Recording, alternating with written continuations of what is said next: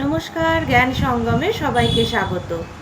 আজকের নলেজ পয়েন্টে অনেকটা বিস্তারিতভাবে গুরুজি বলেছেন জাজমেন্টস অ্যান্ড গুড কোম্পানি। আমাদের মধ্যে যে বিচার করার একটা প্রবণতা থাকে সেই সম্বন্ধে, এবং আমরা অনেক সময় প্রশ্ন করি যে আমরা যাদের সাথে মিশছি বা যাদের সাথে বন্ধু করছি সেটা আমাদের জন্য ভালো না খারাপ।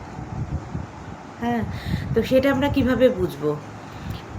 এই সমস্ত প্রশ্নেরই উত্তর পাওয়া যাবে আজকের নলেজ পয়েন্টে।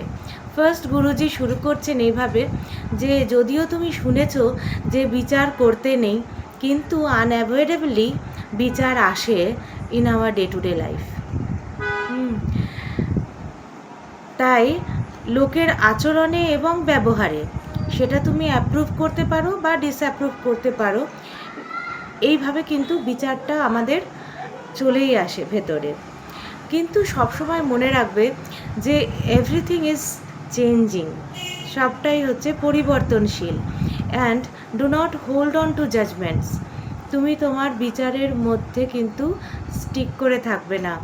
Do not hold on to your judgements, otherwise তোমার জাজমেন্ট পাথরের মতন সলিডিফাইড হয়ে যাবে। এবার গুরুজি বলছেন এটা তোমার জন্যও দুঃখজনক হতে পারে আর অন্যের জন্যেও দুঃখজনক হতে পারে।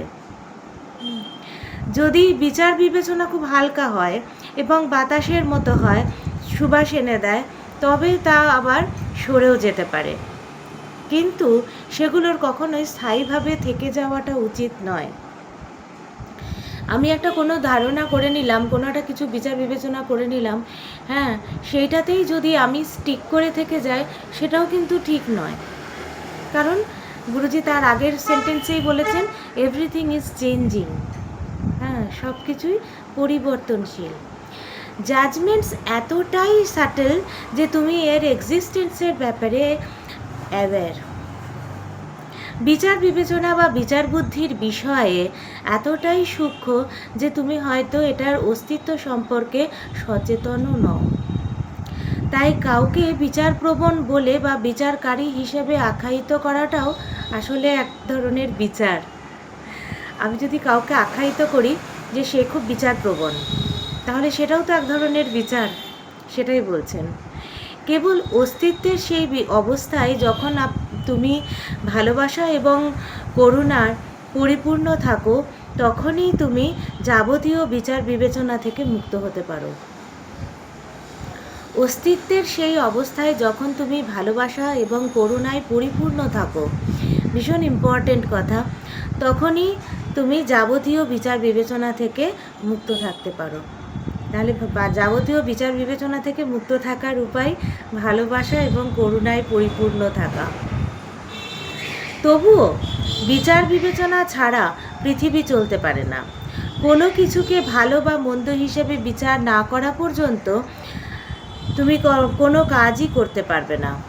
বাজারে পচা আপেল দেখলে তখন তুমি বলো যে এই আপেলটা নেব না, ভালো আপেলটা নেব, কারণ তুমি ভালো আপেলটা কিনতে চাও। তো কেউ যদি তোমার কাছে এসে 10 বার মিথ্যে কথা বলে, তাহলে পরের বার যখন সে এসে আবার কোনো একটা কথা বলছে, তখন অবশ্যম্ভাবী যে তুমি তখন মনে করে নেবে, তোমার বিচার বিবেচনা তোমাকে এটাই বলবে যে এই লোকটি আবারও মিথ্যে কথা বলছে।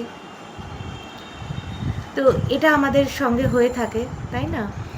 তো গুরুজি বলছেন, look at the possibility that people and things can change at any time, so don't hold on to judgements. আবারও গুরুজি বলছেন যে মানুষ এবং পরিস্থিতিতে যে কোনো সময় বদলে যেতে পারে, তাই বিষয়টি বিবেচনার মধ্যে রাখুন।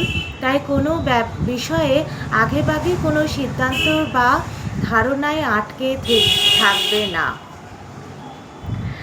কোনো মানুষ এবং পরিস্থিতি যে কোনো সময়তেই বদলে যেতে পারে, তাই সেই বিষয়টি বিচার বিবেচনার মধ্যে রাখতে বলছেন গুরুজি, কিন্তু আগেভাগে সিদ্ধান্ত বা ধারণাই আটকে থাকবেন না, এটাই বলছেন। তো গুরুজি বলছেন যে তোমার সঙ্গী এবং সঙ্গীদের বিচার করা প্রয়োজন। সঙ্গ উন্নত করতে পারে, তোমাকে উন্নত করতে পারে, আবার অধঃপতনের দিকেও নিয়ে যেতে পারে। এটা আজকাল আমরা অনেক সময় খুব চিন্তা করি, মানে সবারই জন্যই এই ব্যাপারটা চিন্তা করি যে সঙ্গ কেমন হচ্ছে, সঙ্গীরা কীরকম, তাদের জন্য কিন্তু মানে উন্নতও হতে পারে লাইফ, আবার অধঃপতনের দিকেও যেতে পারে। যে সঙ্গ আপনাকে সংশয়, হতাশা, দোষারোপ, অভিযোগ, ক্রোধ, বিভ্রান্তি এবং আসক্তির দিকে টেনে নিয়ে যায়, সেটা হলো খারাপ সঙ্গ। এই যে অনেক সময় কলেজ পড়ুয়ারা এ ধরনের প্রশ্ন করে যে আমি কি করে বুঝবো যে এটা আমার ভালো সঙ্গ না খারাপ সঙ্গ। এখানে গুরুজি খুব সুন্দরভাবে বলে দিচ্ছেন এর উত্তরটা, যে যে সঙ্গ তোমাকে সংশয়, হতাশা, দোষারোপ, অভিযোগ, ক্রোধ, বিভ্রান্তি এবং আসক্তির দিকে টেনে নিয়ে যাচ্ছে, সেইটা হচ্ছে খারাপ সঙ্গ। সেই সঙ্গ কিন্তু অবশ্যই বিচার বিবেচনা করে দেখতে হবে যে সেটা কিন্তু তোমার খারাপ সঙ্গ। আর যে সঙ্গ তোমাকে আনন্দ, উদ্দীপনা, সেবা, ভালোবাসা, বিশ্বাস আর জ্ঞানের পথে নিয়ে যাচ্ছে, সেই সঙ্গ হচ্ছে ভালো সঙ্গ। ভালো সঙ্গ কি? যে সঙ্গ তোমাকে আনন্দ, উদ্দীপনা, সেবা, ভালোবাসা, বিশ্বাস ও জ্ঞানের পথে নিয়ে যাচ্ছে, সেই সঙ্গ হচ্ছে ভালো সঙ্গ। তো এটা খুব বড় প্রশ্নের উত্তর, যে আমি আমার বন্ধু বিচার কিভাবে করব, বা কী করে বুঝবো যে এই সঙ্গ ভালো না খারাপ। তো এটাই হচ্ছে তার উত্তর। এবার গুরুজি বলছেন যে যখন কেউ কমপ্লেন করে তখন কি করি আমরা? ফার্স্ট সেটা শুনি, তারপরে আমরা ঘাড় নাড়াই, আর তারপরে আমরা সিম্প্যাথি জানাই, আর তারপরে কি করি? আমরাও অভিযোগ করতে শুরু করে দিই।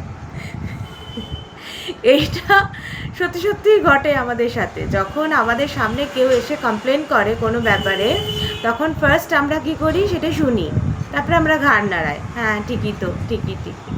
তারপরে আমরা কি করি? সিম্প্যাথি জানাই, আর তারপরে আমরা কি করি? সেইটা নিয়ে আবার আমরা নিজেরাই অভিযোগ করতে শুরু করি।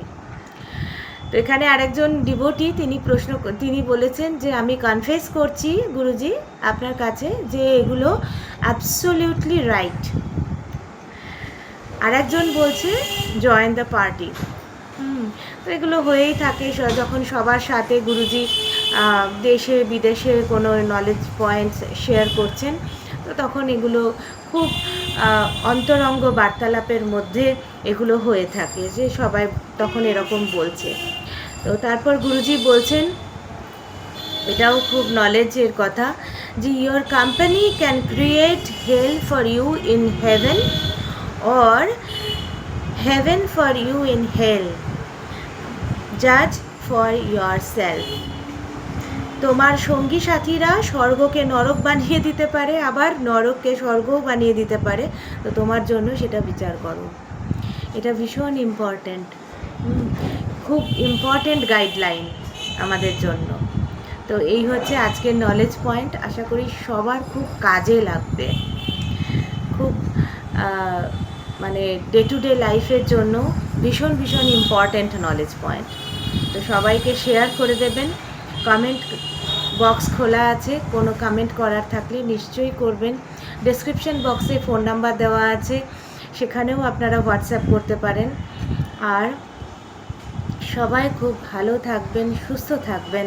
দেখা হচ্ছে পরবর্তী এপিসোডে। নমস্কার।